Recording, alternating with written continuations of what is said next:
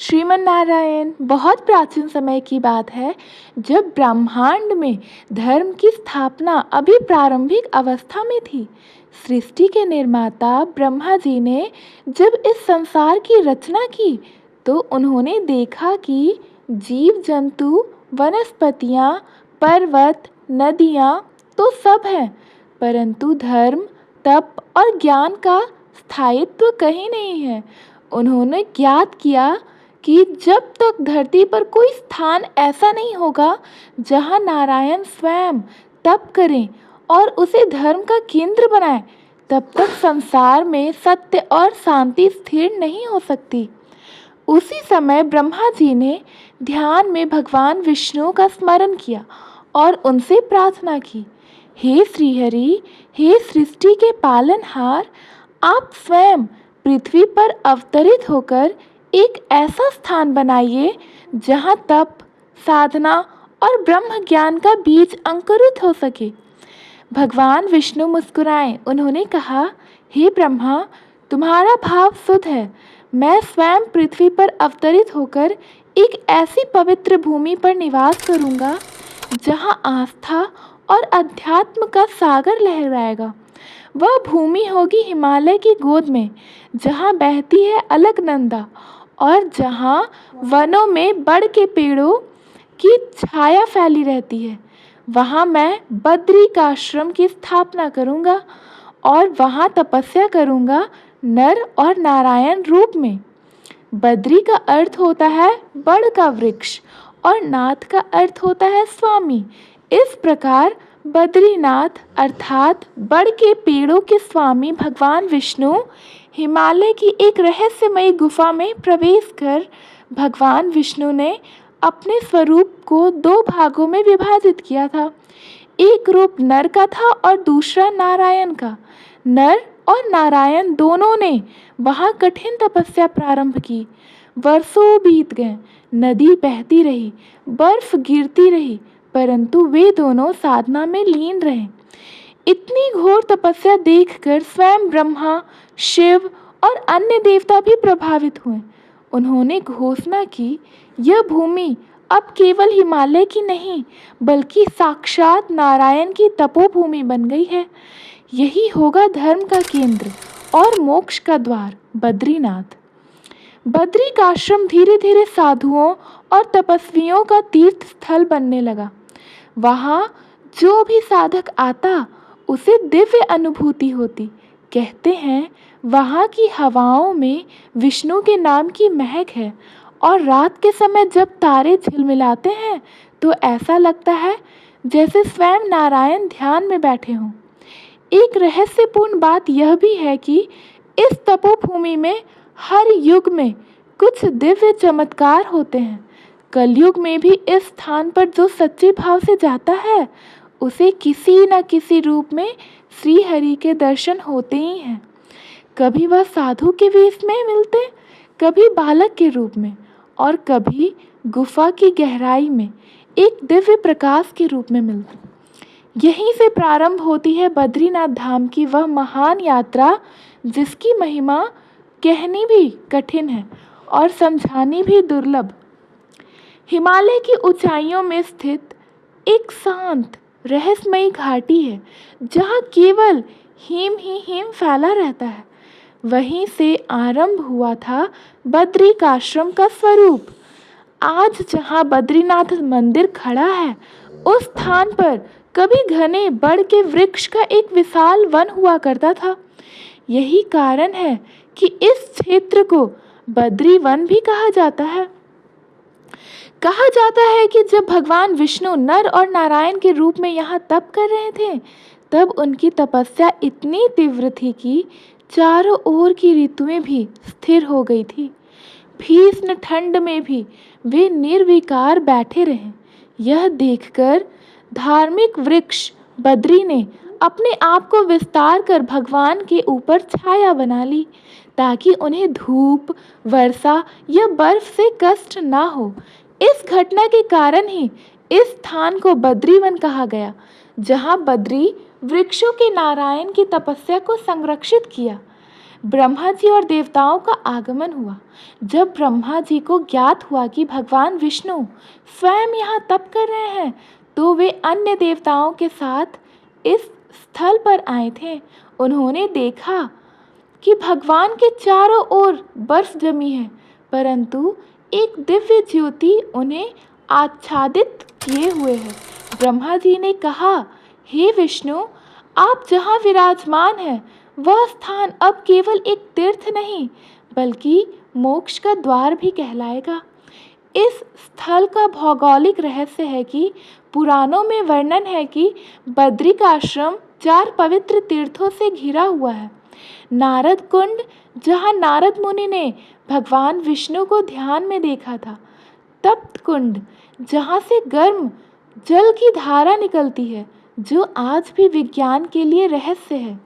अलकनंदा नदी, जो स्वयं गंगा का एक पवित्र रूप मानी जाती है। नीलकंठ पर्वत, जो शिव जी की दिव्यता का प्रतीक है और सदैव हिमाच्छादित रहता है। नर और नारायण के अवतार की महिमा। भगवान विष्णु ने नर और नारायण के रूप में जो तपस्या यहाँ की, वह न केवल आध्यात्मिक ऊर्जा से भरपूर थी, बल्कि इस तप से सृष्टि के संतुलन को बनाए रखने की शक्ति उत्पन्न हुई। नर और नारायण का संदेश यह था कि संसार की रक्षा केवल शस्त्रों से नहीं होती, अपितु ज्ञान, तप और संयम से भी होती है। इस बद्रिक आश्रम को तीनों लोकों के बीच का सेतु कहा गया। देवता, ऋषि और योगी यहाँ आकर ध्यान करते हैं, क्योंकि इस भूमि में स्वयं भगवान विष्णु का तेज समाया हुआ है। बद्रिक आश्रम में कई ऋषियों ने वर्षों तक तप किया है।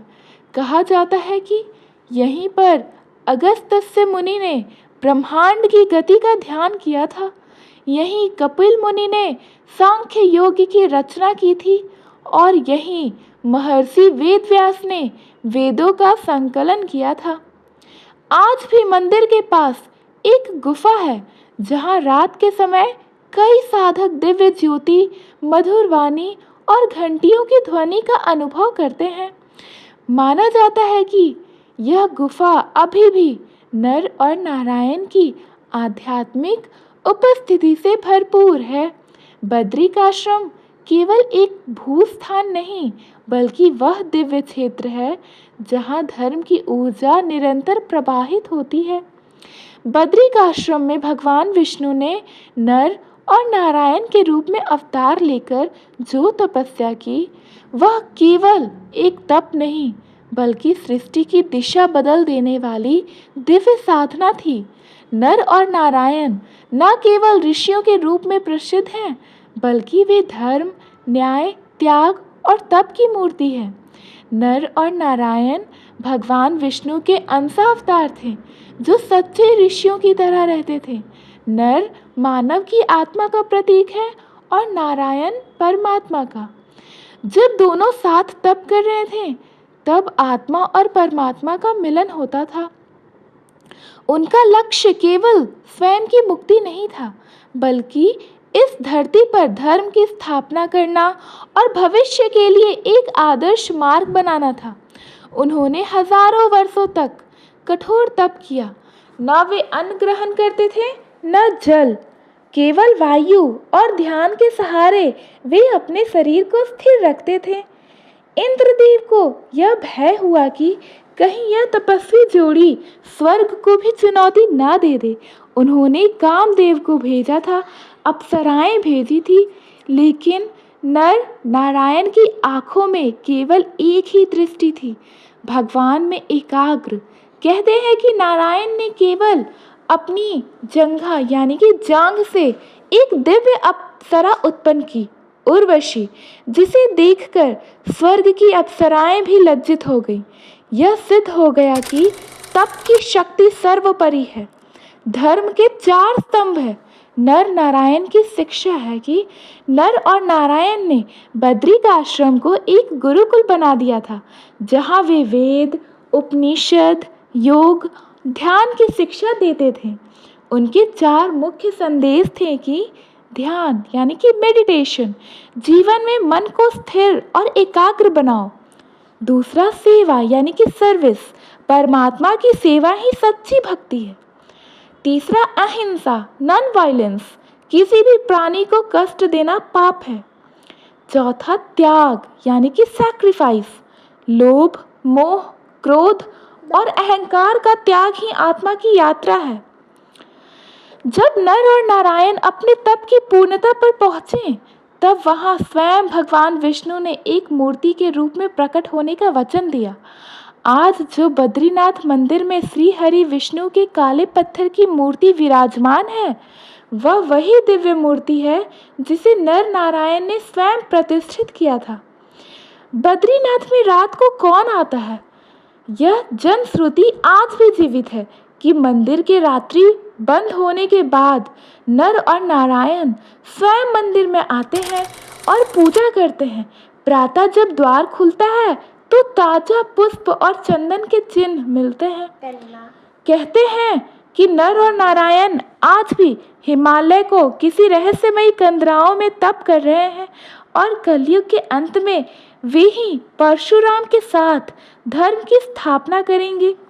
यह कोई सामान्य स्थल नहीं है, यह वह स्थान है जहाँ स्वयं ईश्वर ने मनुष्य का रूप लेकर यहाँ दिखाया कि तप, सेवा और भक्ति से कोई भी मोक्ष प्राप्त कर सकता है। बद्रीनाथ धाम की प्राचीनता जितनी रहस्यमयी है, उसका पुनरुद्धारण भी उतना ही अद्भुत है। एक समय ऐसा आया था जब काल चक्र की मार से यह धाम लुप्त प्राय हो गया था। बर्फ से ढका, जनमानव से दूर और केवल ऋषियों के ध्यान का विषय बना रहा। परंतु फिर इतिहास ने करवट ली और एक दिव्य आत्मा ने इसे पुनः जागृत किया। वही थे आदि शंकराचार्य। आदि शंकराचार्य का जन्म केरल के कालड़ी गांव में हुआ था। वे केवल 32 वर्ष की आयु तक जीवित रहे थे, लेकिन इस छोटे से जीवन में उन्होंने सनातन धर्म की जड़ें फिर से सींच दी थी। उनका उद्देश्य था एकता का मार्ग दिखाना, 4 धामों को पुनः स्थापित करना और मूर्ति पूजा की पवित्रता को पुनः मान्यता देना। 4 धाम की स्थापना शंकराचार्य ने भारत के चारों कोनों में 4 धामों की स्थापना की थी। उत्तर में बद्रीनाथ, पश्चिम में द्वारका, पूर्व में पुरी और दक्षिण में रामेश्वरम। इन चारों धामों के माध्यम से उन्होंने बताया कि ईश्वर सर्वत्र है और जीवन की अंतिम यात्रा इन धामों की यात्रा से ही पूर्ण होती है। कहते हैं कि जब शंकराचार्य हिमालय की तीर्थ यात्रा पर थे, तब उन्हें एक स्वप्न आया था जिसमें भगवान विष्णु ने कहा कि वे बर्फ में छिपे हैं और उन्हें पुनः स्थापित करने का समय आ गया है। शंकराचार्य ने तपोवन में जाकर ध्यान लगाया और उन्हें अलकनंदा के किनारे एक जलधारा में विष्णु की मूर्ति प्राप्त हुई थी। यह वही दिव्य मूर्ति थी जिसे नर और नारायण ने स्वयं प्रतिष्ठित किया था। उन्होंने गांव वासियों की सहायता से उस मूर्ति को बाहर निकाला और वर्तमान में बद्रीनाथ मंदिर में पुनः स्थापित किया था। उन्होंने दक्षिण भारत से एक आचार्य नियुक्त किया जो आज भी मंदिर के रावल कहलाते हैं और यह परंपरा आज तक जीवित है। बद्रीनाथ मंदिर का पुजारी केरल का नंबूदरी ब्राह्मण होता है। मंदिर में 6 महीने पूजा होती है और 6 महीने भगवान को तप करने को भेजा जाता है। पूजा वैदिक रीति से होती है जिसे स्वयं शंकराचार्य ने व्यवस्थित किया था। आदि शंकराचार्य ने न केवल बद्रीनाथ को जीवित किया, बल्कि उन्होंने अद्वैत वेदांत का प्रचार करते हुए यह सिखाया, ब्रह्म सत्य है, जगत मिथ्या, यानी कि परमात्मा ही सच्चा है, बाकी सब मोह माया। बद्रीनाथ मंदिर के पीछे स्थित है शंकराचार्य जी का गुफा, जहां उन्होंने अंतिम ध्यान किया था और ब्रह्म में लीन हो गए थे। यह आज भी श्रद्धालुओं के लिए अत्यंत पवित्र स्थल है। बद्रीनाथ केवल एक मंदिर नहीं है, वह एक जागृत तीर्थ है। आदि शंकराचार्य ने हमें यह दिखाया कि भक्ति और ज्ञान दोनों मिलकर धर्म को जीवित रखते हैं। बद्रीनाथ धाम केवल एक तीर्थ नहीं है, बल्कि एक रहस्य से भरा दिव्य क्षेत्र है जिसे देवभूमि कहा जाता है। यहाँ की हर चट्टान, हर जलधारा, हर गुफा अपने भीतर किसी न किसी दिव्य कथा को समेटे हुए है। आइए अब जाने कुछ अद्भुत और कम ज्ञात रहस्य जो इस तीर्थ को और भी चमत्कारी बनाते हैं। तपोवन गुफा, जहां आज भी साधना की जाती है। बद्रीनाथ मंदिर के उत्तर में स्थित है तपोवन, जहां नर नारायण ने हजारों वर्षों तक तप किया था। कहा जाता है कि यहाँ की एक गुफा में आज भी अदृश्य रूप में वे तप कर रहे हैं।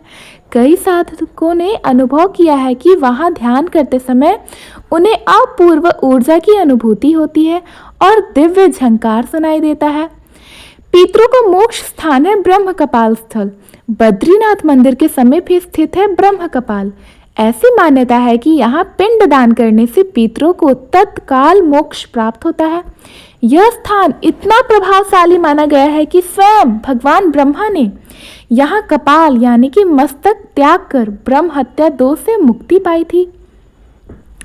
यहाँ एक ऐसा रहस्य है जिसे बहुत कम लोग जानते हैं। बद्रीनाथ के पास कुछ ऐसे रहस्यमयी द्वार हैं जो साधारण दृष्टि से नहीं दिखाई देते, परंतु कई साधकों का यह कहना है कि जब वे गहन साधना में होते हैं लीन, तो एक प्रकाशमय द्वार दिखता है जो उन्हें किसी दूसरे लोक में प्रवेश कराता है। इसे देव द्वार भी कहा गया है। बद्रीनाथ मंदिर में केवल विष्णु ही नहीं बल्कि कुबेर और उद्धव जी की भी अदृश्य उपस्थिति मानी जाती है। कुबेर जो देवताओं के कोषाध्यक्ष हैं, वे भगवान बद्रीनाथ के भंडार की रक्षा करते हैं, और उद्धव जी भगवान श्री कृष्ण के सखा, वे भगवान के चरणों में सदा विराजते हैं। मंदिर के पास में स्थित है तप्त कुंड। विज्ञान के लिए भी रहस्यमयी है। जहाँ चारों ओर बर्फ पड़ती है, वहाँ यह जल सदैव गर्म रहता है। श्रद्धालु इसी कुंड में स्नान कर मंदिर में प्रवेश करते हैं। यह कुंड इस बात का प्रतीक है कि जब भक्ति की अग्नि जागृत होती है तो वह किसी भी सर्द वातावरण को तप्त कर देती है। कई श्रद्धालु और साधक बताते हैं कि रात के समय बद्रीनाथ में कभी कभी वीणा की ध्वनि, शंखनाद और मृदंग की मधुर आवाजें सुनाई देती है। यह ध्वनियाँ किसी दृश्य स्रोत से नहीं आती बल्कि एक दिव्य लोक से आती है। मंदिर के पीछे जो दो पर्वत हैं, नर और नारायण, वे सदैव एक ही स्थिति में रहते हैं। वैज्ञानिक दृष्टिकोण से इन पर्वतों में भूकंप या अन्य प्राकृतिक प्रभाव नहीं पड़ता। कहा जाता है कि जब कभी असुर शक्तियां उभरती हैं तो यह पर्वत स्वयं में ऊर्जा उत्पन्न कर पृथ्वी को संतुलित करते हैं। कुछ तांत्रिक साधक यह दावा करते हैं कि बद्रीनाथ के पास एक गुफा है जिससे गुप्त कैलाश यानी कि शिवलिंग, शिवजी का एक अन्य रूप तक मार्ग जाता है, परंतु यह मार्ग केवल उन्हीं के लिए खुलता है जो साधना, संयम और सच्चे आत्मबल के साथ जुड़े होते हैं। बद्रीनाथ से कुछ दूर स्थित एक व्यास गुफा है जहां ऋषि वेद व्यास ने गणेश जी को महाभारत की रचना सुनाई थी। गणेश जी ने शर्त रखी थी कि यदि आप रुके तो मैं भी लिखना बंद कर दूंगा, इसलिए वेद व्यास जी निरंतर बोलना स्टार्ट किए। यह गुफा आज भी ध्यान साधकों का तीर्थ स्थल माना जाता है। बद्रीनाथ मंदिर हर वर्ष भैया दूज के दिन बंद कर दिया जाता है। उस समय भगवान बद्री विशाल को विशेष विधियों से निद्रा में भेजा जाता है, लेकिन अगली बार जब मंदिर खोला जाता है तो आश्चर्य होता है कि मंदिर में रखे दीपक अभी भी जल रहे होते हैं, फूल ताजे मिलते हैं। 6 महीने बाद भी कोई छेड़छाड़ नहीं होती। इन सभी घटनाओं और रहस्य को जानकर यह प्रतीत होता है कि बद्रीनाथ धाम केवल एक स्थूल स्थान नहीं है, बल्कि यह एक दिव्य आयाम है जहां अदृश्य से संवाद संभव है, जहां परम शक्ति आज भी जागृत है। बद्रीनाथ धाम की यात्रा केवल एक तीर्थ भ्रमण नहीं है, बल्कि आत्मा की गहराई में उतरने की एक अद्वितीय साधना है। बद्रीनाथ की यात्रा कोई सामान्य तीर्थ यात्रा नहीं है, यह जीवन के कर्मों की परीक्षा है। जब कोई भक्त यहाँ पहुँचता है तो वह न केवल अपनी भौतिक सीमाओं को पार करता है, बल्कि अपनी आंतरिक दुर्बलताओं को भी। ऊंचाई पर कम ऑक्सीजन, सर्द हवाएं और कठिन चढ़ाई एक तप की तरह होती है। ऐसा माना जाता है कि यह यात्रा तभी संभव होती है जब भगवान स्वयं बुलाते हैं। बुलावा आता है तभी कोई जाता है। बद्रीनाथ में एक अत्यंत प्रभावशाली साधना होती है, नारायण ध्यान साधना। इस साधना के माध्यम से साधक स्वयं को भगवान विष्णु के चरणों में समर्पित करता है। साधना की विधि कुछ इस प्रकार है कि तड़के ब्रह्म मुहूर्त में उठें और तप्त कुंड में स्नान करें। मंदिर से उत्तर की ओर जाकर नर नारायण पर्वत की छाया में बैठें। आंखें बंद करके ओम नारायणाय नमः का 108 बार जाप करें। फिर शांत चित्त से कल्पना करें कि भगवान बद्री विशाल आपके सामने हैं। उनका तेज आपकी आत्मा में समा रहा है। इससे यह लाभ होता है कि मन की अशांति दूर होती है और शांति प्राप्त होती है। अवचेतना की ऊर्जा जागृत होती है, पूर्व जन्म के संस्कार प्रकट होते हैं और जीवन में चमत्कारी परिवर्तन आने लगते हैं। अनेक साधकों ने बताया है कि बद्रीनाथ की यात्रा के बाद उनका स्वभाव शांत और सरल हो गया है। जीवन में उलझे हुए निर्णय सहज हो गए हैं। उन्होंने दिव्य स्वप्न देखे जिसमें भगवान ने मार्गदर्शन किया। कुछ संतों और भक्तों ने बताया है कि मंदिर के गर्भगृह में भगवान ने उन्हें मुस्कुराते हुए दर्शन दिए हैं। एक वृद्ध महिला को उनके जीवन का उद्देश्य बताया गया। एक अंधे साधक ने मंदिर में दिव्य प्रकाश की अनुभूति की और वर्षों बाद उसकी दृष्टि लौटी। बद्रीनाथ को मोक्ष धाम कहा जाता है। यहाँ की यात्रा से ही आत्मा को जन्म मरण के चक्र से मुक्ति का मार्ग दिखता है। यह वह भूमि है जहाँ महर्षि वेदव्यास ने वेदों की रचना की थी, पांडवों ने अंतिम दर्शन किए थे और साधकों ने समाधि प्राप्त की थी। यात्रा के अंत में श्रद्धालु यहाँ कुछ विशेष प्रतिज्ञा करते हैं। हे बद्री विशाल, जैसे आप हिमालय की ऊंचाइयों में स्थित होकर भी सबका ध्यान रखते हैं, वैसे ही मैं भी संसार में रहते हुए दूसरों की सेवा, सच्चाई और भक्ति के मार्ग पर चलूंगा। यह प्रतिज्ञा भक्त के जीवन को एक नए पथ पर ले जाती है। बहुत कम लोग जानते हैं कि बद्रीनाथ मंदिर में माता लक्ष्मी भी भगवान विष्णु की बाईं ओर विराजमान रहती हैं। वे ध्यान मुद्रा में तपस्विनी रूप में हैं। बद्रीनाथ आने वाले सच्चे भक्त को न केवल वैराग्य मिलता है बल्कि धन, सुख और संतुलन की प्राप्ति होती है, लेकिन बिना किसी मोह के। कुछ लोग बताते हैं कि बद्रीनाथ धाम में आज भी कुछ ऐसे सिद्ध साधक हैं जो साधारण आंखों से नहीं देखते। वे अरण्यवासी योगी कहलाते हैं। वे तप करते हैं, जगत के लिए प्रार्थना करते हैं और केवल उच्च स्तर के साधकों को ही उनके दर्शन होते हैं। अंत में बद्रीनाथ की यात्रा वास्तव में एक आत्मिक आरोहण है, जहां हर कदम आपको स्वयं के करीब ले जाता है। यह धाम केवल पर्वतों में नहीं बसा है, बल्कि यह तो हृदय में बैठा एक दरबार है, जहां भगवान विष्णु स्वयं अपने भक्तों की परीक्षा करते हैं। धन्यवाद। अगर आपको बद्रीनाथ धाम की ये कथा अच्छी लगी तो प्लीज़ हमारे वीडियो को लाइक करें, अपने फ्रेंड्स फैमिलीज़ के पास शेयर करें और हमारे चैनल को सब्सक्राइब करना ना भूलें। राधे राधे, हरे कृष्ण, श्रीमन नारायण।